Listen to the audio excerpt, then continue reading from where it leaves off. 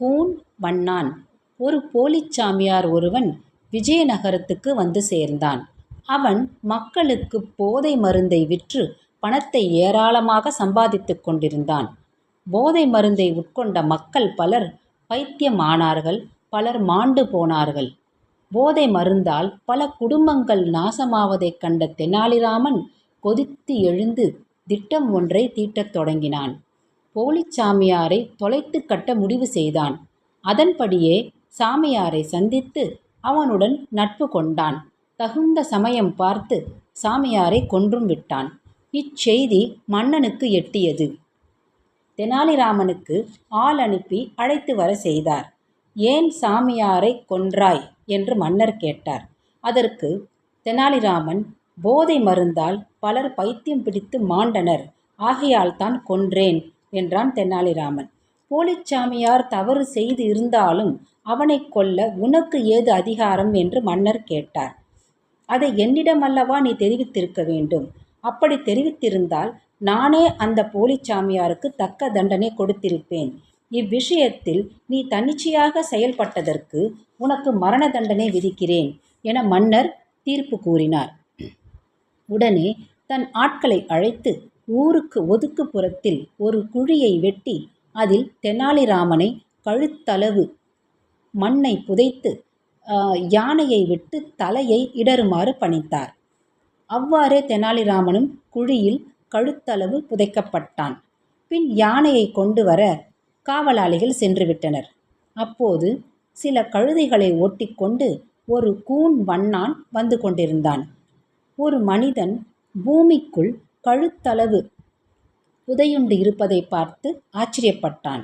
பின் தெனாலிராமனிடம் அந்த கூன் வண்ணான், ஐயா, தாங்கள் ஏன் இவ்வாறு புதையுண்டு இருக்கிறீர்கள் என்று கேட்டான். தெனாலிராமனுக்கு அந்த கூன் வண்ணானை பார்த்ததும் ஒரு யோசனை தோன்றியது. எனக்கு மிக நீண்ட நாட்களாகவே முதுகு கூன் விழுந்து விட்டது. அதனால் மிகவும் சிரமப்பட்டு நடந்து வந்தேன். நேற்று ஒரு வைத்தியரை ஆலோசனை கேட்டேன். அவர்தான் ஒரு நாள் முழுவதும் இவ்வாறு குழிக்குள் இருந்தால் கூன் நிமிர்ந்துவிடும் என்று சொன்னார். நான் குழியில் புதையுண்டு ஒரு நாள் ஆகப் போகிறது. ஆகையால் மண்ணை தோண்டி என்னை மேலே எடு என்றான். ஆர்வமாக பார்த்த அந்த கூன் வண்ணான் மண்ணினை தோண்டி தெனாலிராமனை மேலே தூக்கிவிட்டான். இப்போது தெனாலிராமனை கூன் வண்ணான் பார்த்தான். தெனாலிராமனின் முதுகு கூன் இல்லாமல் நேராக நிமிர்ந்து நின்றதைக் கண்டு ஆச்சரியமடைந்தான். இதை உண்மை என்றும் நம்பி வண்ணான் அதே குழியில் தன்னை கழுத்தளவு புதைக்கச் சொன்னான். தெனாலிராமனும் கூன் வண்ணானை அவ்வாறே புதைக்கச் செய்தான்.